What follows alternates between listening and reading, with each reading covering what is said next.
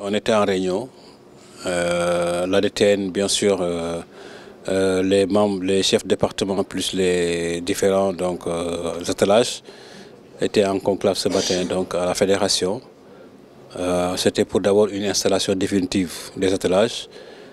Parce qu'il est clair qu'au début, on avait nommé les titulaires et les assistants. Il fallait compléter maintenant les autres postes, c'est-à-dire préparateur de gardiens, préparateur physique, les médicaux et les kinés. Il est clair que bon, il reste à valider par la fédération, par le comité exécutif. Mais nous avons pu en tout cas installer pratiquement tous les attelages. Et aujourd'hui, donc pratiquement, nous avons en tout cas installé donc les différentes sélections. Pendant cette réunion, nous avons discuté surtout de la gestion des stages, surtout les dates de dépôt des listes pour la convocation des joueurs, les critères de sélection, effectivement, des différents joueurs. Nous avons discuté également aussi de la communication interne, externe, bien sûr, de la communication entre la relation presse-entraîneur. Nous avons discuté également aussi d'autres questions qui sont sujettes un peu du football sénégalais, naturellement sur l'identité du joueur sénégalais. Une question que nous avons reportée la prochaine fois pour l'approfondir. Et ensuite, nous avons également aussi discuté un peu sur le projet Forward. C'est-à-dire le projet Forward, c'est le programme Forward que nous avons envoyé à la FIFA et qui en tout cas se charge un peu plus pour le développement du football sénégalais.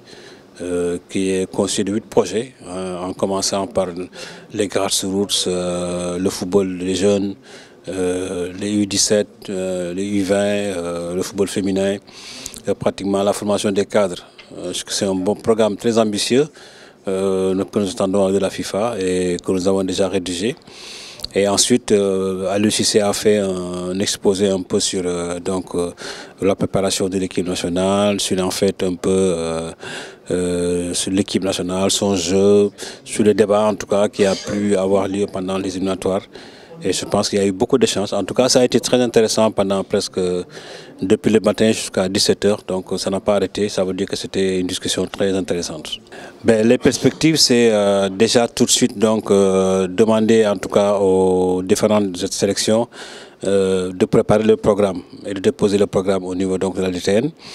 Et ensuite, tout de suite, nous allons nous engager dans la préparation de l'équipe féminine. Qui doit donc commencer ses éliminatoires au mois d'avril, bien sûr, et les U20 également aussi. Mais les filles vont aller à Abidjan pour un tournoi à Abidjan.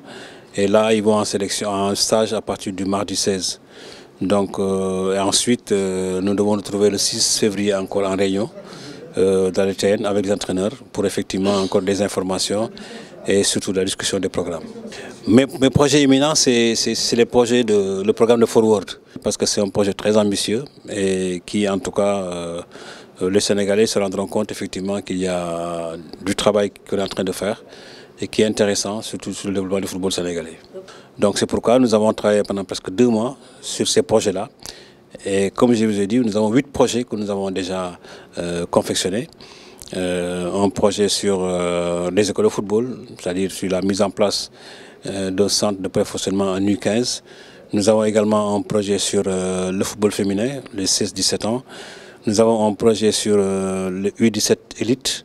Nous avons un projet sur le football féminin. Nous avons un projet également aussi sur la formation des cadres.